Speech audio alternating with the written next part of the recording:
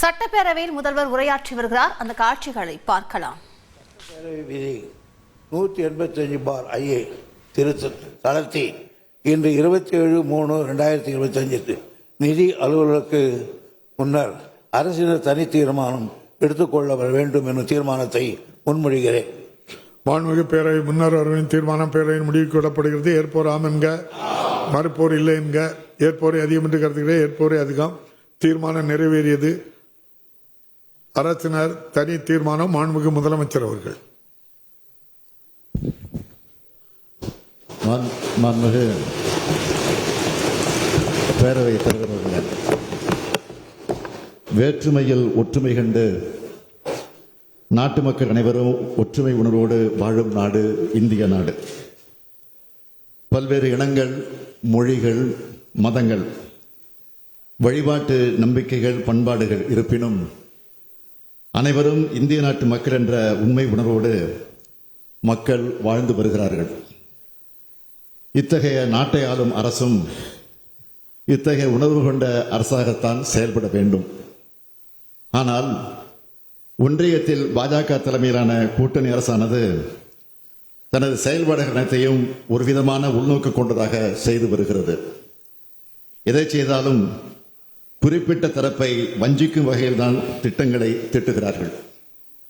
குடியுரிமை திருத்த சட்டமானது சிறுபான்மை இஸ்லாமிய மக்களையும் இலங்கை தமிழர்களையும் வஞ்சித்தது. இந்தியை திணித்து இந்தி பேசாத மாநிலங்களை வஞ்சிக்கிறது. பாஜக ஆளாத மாநிலங்களை நிதி நெருக்கடி மூலமாக வஞ்சிக்கிறது. சமூக நீதிக்கு எதிரான அவர்களது செயல்பாடுகள் பட்டியலின, பழங்குடியின, பிற்படுத்தப்பட்ட, மிகவும் பிற்படுத்தப்பட்ட மக்களை வஞ்சிக்கிறது. நீட் மற்றும் தேசிய கல்விக் கொள்கையானது அடித்தட்டு மக்களை பாதிப்பதாக அமைந்திருப்பதை அனைவரும் அறிவோம். இந்த வரிசையில் கொண்டுவரப்படும் வக்ஃப் வாரிய சட்ட திருத்தமானது சிறுபான்மை இஸ்லாமிய மக்களை வஞ்சிப்பதாக அமைந்துள்ளதை நாம் கடுமையாக எதிர்க்க வேண்டும். அதற்கான தீர்மானத்தை இம்மாமன்றத்தில் நான் முன்மொழிய இருக்கிறேன் என்பதை முன்னுரையாக தெரிவித்துக் கொள்கிறேன். மாண்புமிகு பேரவைத் தலைவர் அவர்களே, வக்ஃப் சட்டமானது 1954ஆம் ஆண்டு இயற்றப்பட்டது. இச்சட்டத்தில் 1995, 2013 ஆகிய ஆண்டுகளில் திருத்தங்கள் செய்யப்பட்டுள்ளன. இதில் இன்றைய ஒன்றிய பாஜக கூட்டணி அரசு சில திருத்தங்களை கொண்டு வருவதற்கான முன்வரவினை கடந்த 8/8/2024 அன்று நாடாளுமன்றத்தில் தாக்கல் செய்தது. வக்ஃப் நிர்வாகத்தில் அரசின் தலையீட்டை ஆதரிப்பதாகவும் மத உரிமைகளை பாதிப்பதாகவும் ஒன்றிய அரசின் சட்ட திருத்தங்கள் இருந்ததால் அதனை திமுக உள்ளிட்ட பெரும்பாலான கட்சிகள் கடுமையாக எதிர்த்தோம். எதிர்க்கட்சிகள் கடுமையாக எதிர்ப்பு தெரிவித்த நிலையில் நாடாளுமன்ற கூட்டுக்குழு ஆய்வுக்கு இதனை அனுப்பினார்கள். இந்த சட்டத்தை நாம் எதிர்ப்பதற்கு பல்வேறு காரணங்கள் இருக்கிறது. வக்ஃப் சட்டத்தை திருத்துவதன் மூலம் ஏற்படக்கூடிய மோசமான விளைவுகள் சிலவற்றை இம்மாமன்றத்தில் பதிவு செய்ய விரும்புகிறேன். வக்ஃப் சட்டத்தை ஒன்றிய அரசு திருத்த நினைக்கிறது. இதன் மூலம் மத்திய வக்ஃப் கவுன்சில் மற்றும் மாநில வக்ஃப் வாரியங்களின் கட்டமைப்பு மாற்றப்பட்டு அரசாங்கத்தின் கட்டுப்பாடு அதிகரிக்கிறது. இது வக்ஃப் நிறுவனங்களின் சுயாட்சியை பாதிக்கும். வக்ஃப் நிலங்களை நில அளவை செய்யும் அதிகாரம் நில அளவை ஆணையரிடமிருந்து மாவட்ட ஆட்சியருக்கு மாற்றப்பட்டுள்ளது. இதன் மூலமாக வக்ஃப் நிலவரம் குறித்து முடிவு செய்யும் அதிகாரம் வக்ஃப் வாரியத்திடமிருந்து நீக்கப்பட்டுள்ளது. அரசு சொத்து என்று அடையாளம் காணப்பட்ட அல்லது அறிவிக்கப்பட்ட வக்ஃப் சொத்து இந்த சட்டம் தொடங்குவதற்கு முன் அல்லது பின் என்றாலும் வக்ஃப் சொத்தாக கருதப்படாது என்று இந்த சட்டம் கூறுகிறது. இது அரசுக்கு சொத்துக்களை மறுவகைப்படுத்தப்படும் அதிகாரத்தை அளிக்கிறது. 5 ஆண்டுகளுக்கு குறையாமல் இஸ்லாமிய பின்பற்றிய ஒரு நபர் மட்டும் வக்ஃப் அறிவிக்க முடியும் என்று கட்டுப்படுத்துகிறது. இது முஸ்லிம் அல்லாதவர்களால் உருவாக்கப்பட்ட வக்ஃப்களை செல்லாது என்று ஆக்கலாம் என்ற அச்சத்தை உருவாக்குகிறது. இஸ்லாமிய மக்களில் 2 குறிப்பிட்ட வகுப்பினருக்கு தனி சொத்து வாரியம் உருவாக்க முயற்சி செய்கிறார்கள். மாநில வக்ஃப் வாரிய உறுப்பினர்களுக்கும் தலைவருக்கும் தேர்தல் முறையானது ரத்து செய்யப்பட்டுள்ளது. மாநில வக்ஃப் வாரியங்களில் 2 முஸ்லிம் அல்லாத உறுப்பினர்களை சேர்க்க வேண்டும் என்று இந்த சட்டம் கட்டாயப்படுத்துகிறது. இது முஸ்லிம்களின் மத நிர்வாகத்தில் அரசு தலையிடுவதாகும். வக்ஃப் சொத்துக்களை பதிவு செய்யும் முன் மாவட்ட ஆட்சியை சரிபார்க்க வேண்டும் என்று இந்த சட்டம் கூறுகிறது. இது அரசு இந்த சொத்துக்களை கைப்பற்றுவதற்கான வாய்ப்பை உருவாக்குவதாக முஸ்லிம்கள் அச்சப்படுகிறார்கள்.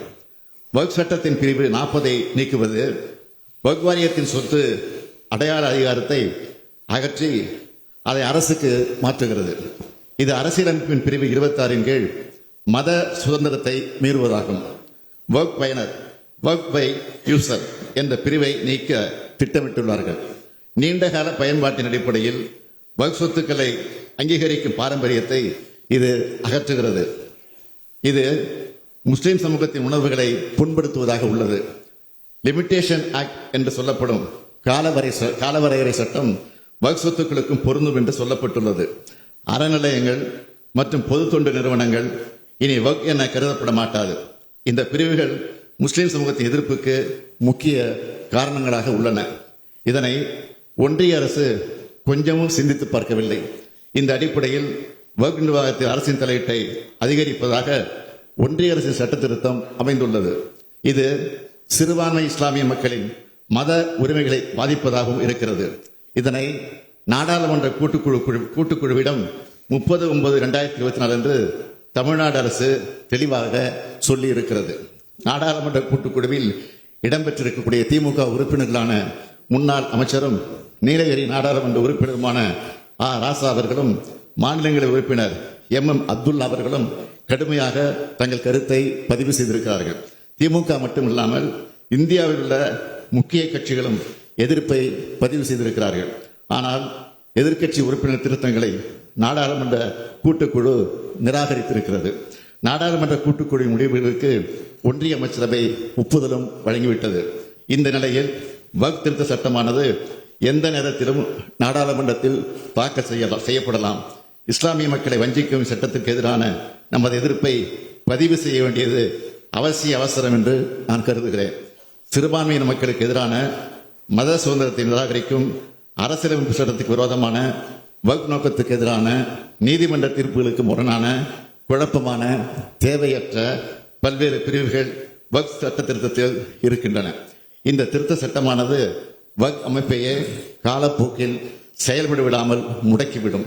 எனவே நாம் இதனை எதிர்க்க வேண்டியவர்களாக இருக்கிறோம்.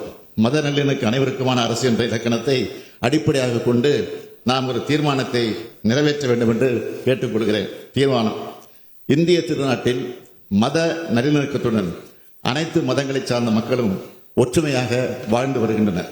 அனைத்து மக்களுக்கும் அவரவர் மதங்களை பின்பற்றுவதற்கு அரசமைப்பு சட்டம் உரிமை வழங்கியிருக்கிறது. அதை பேணி காக்கும் கடமை தேர்ந்தெடுக்கப்பட்ட அரசுகளுக்கு உள்ளது. ஆனால் அதற்கு மாறாக சிறுபான்மையின இஸ்லாமிய சமுதாய மக்களுக்கு கடுமையான பாதிப்புகளை ஏற்படுத்தும் வகையில் 1995 ஆண்டின் வக்ஃப் சட்டத்தினை திருத்துவதற்கு கடந்த 2024 ஆண்டு ஆகஸ்ட் மாதம் ஒன்றிய அரசு மக்களவையில் அறிமுகம் செய்துள்ள வக்ஃப் வாரிய திருத்த சட்ட முன்வடிவினை வக்ஃப் அமெண்ட்மெண்ட் பில் 2024 முழுமையாக திரும்பப் பெற வேண்டும் என்று ஒன்றிய அரசை இப்பேரவை வலியுறுத்துகிறது என்ற தீர்மானத்தை நான் முன்மொழிந்து அமைகிறேன்.